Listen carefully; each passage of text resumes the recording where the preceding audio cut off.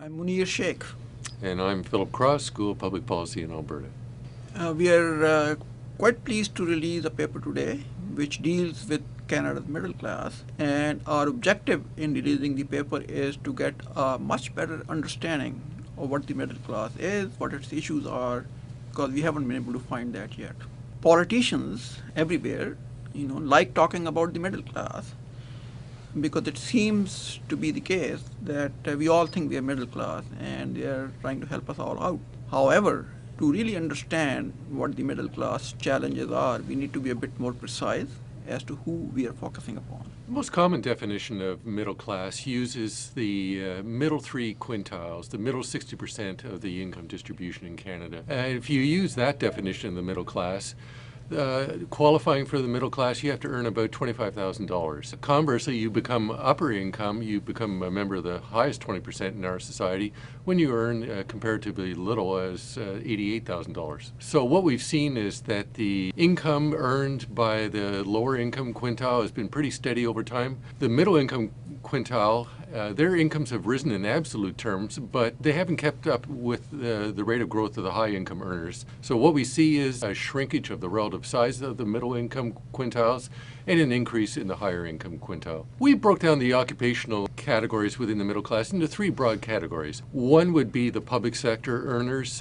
people in health and education and government generally. They've done very well over the last few decades. We also have another group that is related to construction work. They've done particularly well, especially in the last decade with the resource boom and now the housing boom with record low interest rates. Conversely, the other group that remains are those who work in factories and provide support services, things like clerks and secretaries. That's where there's been trouble within the middle class. They haven't done well either due to globalization for the factory workers or technological change has displaced a lot of clerical and secretarial positions. So that's where there's been a lot of lost jobs and loss of incomes within the middle class. If we ask a person in the street what class you belong to, chances are just about everybody would say they belong to the middle class. In terms of actual survey data, almost 80% of those who respond to the survey suggest that they're middle class people. This is not a very helpful definition of a middle class because everybody just thinks they're middle class.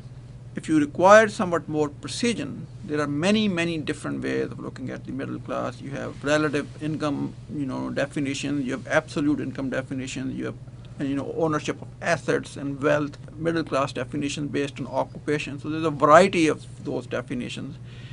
To be really helpful on the policy front, I think it really is important for us to be precise as to what group we really focused upon, because policy implications differ from definition to definition. As an example, if you take manufacturing jobs to be middle class jobs, you look at the distribution of manufacturing jobs and you find some jobs which are pretty high paying, some which are pretty low paying.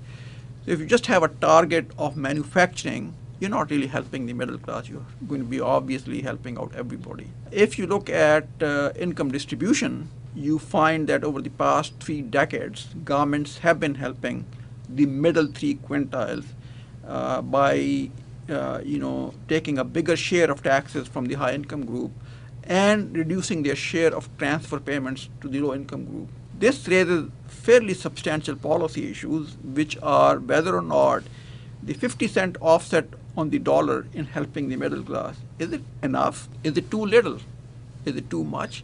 What should that number be?